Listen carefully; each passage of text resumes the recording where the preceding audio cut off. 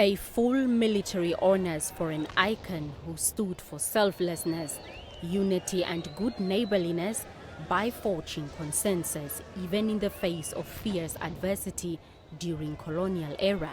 These are just some of the principles the late Kaunda is remembered for, along with his famous white handkerchief, a trademark which Zambians now lovingly emulate, waving it in mourning during his service.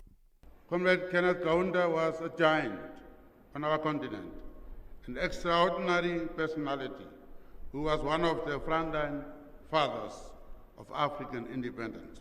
Kaunda's work and influence spans beyond the African continent, and he was also instrumental in petitioning the UN, calming tensions within the Commonwealth over the Rhodesian dispute, and his support for the non-alignment movement during the Cold War era. His tactical diplomacy helped end apartheid and white minority rule in Southern Africa from the 1960s to early 90s in Namibia and a number of other frontline states. Zambia was one of the celebrated frontline states that stared down the apartheid regime of South Africa.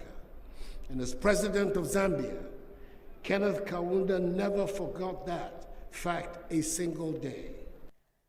Kaunda's support for the former liberation movements, which colonialists listed as terrorist groups, led to Zambia's economy suffering major setbacks, especially on the export front.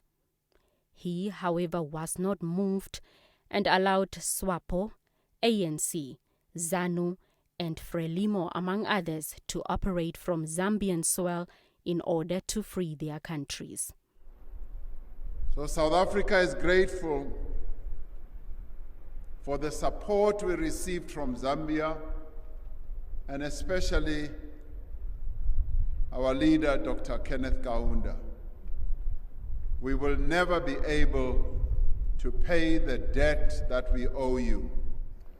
The history of Zimbabwe will never be complete without tribute to the contributions made by the late President Kaunda and the great people of Zambia for our independence in Zimbabwe.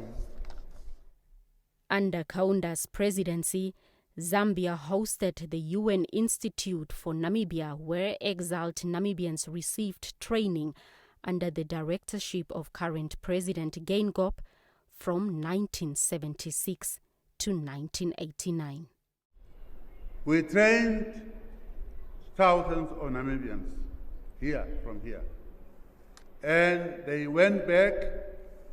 I was a leader, director of elections, and President Kaunda called me to come to State House before I left. And he told me, go well. But when you are going to be there, try to reconcile Namibian people. Following the death of Kenneth Kaunda on the 17th of June, several SADC countries, including Namibia, declared periods of national mourning in his honor. He will be buried on the 7th of this month at the Embassy Park in Lusaka.